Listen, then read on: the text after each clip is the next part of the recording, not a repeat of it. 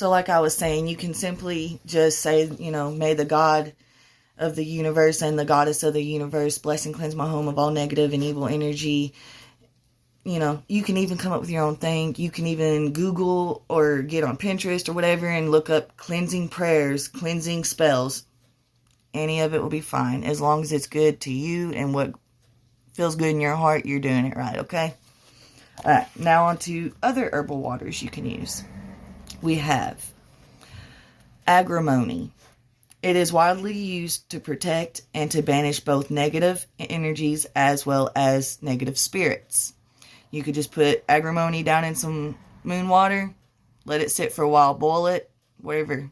Either or. Hyssop is also a good one, and it is in the Bible. It was used right along with rue. Hyssop, as popular as rue, which I just said shockingly. Hyssop is a purification herb. And then there's everyone's favorite all-purpose rosemary. Just simply get you some moon water, regular water, spring water, whatever you want. You can either put it in a pot and boil it, or you can just put the herbs down in the water in a mason jar and let it sit for a few months. Either or, they both work great. But rosemary is an all-purpose herb. You can use it just about for anything, even in baneful stuff. But right here, it says, a powerful herb used to cleanse and purify negative vibrations. It says you can use any of these herbs in a spiritual bath. So these 3 herbs that I named off are safe to use in a bath. But I will say I do not know a whole lot about hyssop. And since it's close used with rue, to be on the safe side, I would look at it just like rue.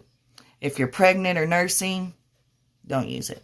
I would just use the rosemary. Rosemary's safe. You can eat it when you're pregnant, whatever. You put it on your food. That's fine. If you're pregnant, just stick with the basics of like rosemary until after your baby and everything, okay? Let's see, I'm not going to read about soaps. A lot of people talk about egg cleansings. We'll save that for another day. It's because everyone on here talks about egg cleanses. Like, my God. And there's 1,000 different ways to do it, but nobody actually ever sits and reads it out of the book, though. And I will do that, but we're not going to do that today, because we're simply just talking about herbs and crystals and waters. I don't know. I might do it here in a minute if I got time. But anyways, now we're going to move on to crystals.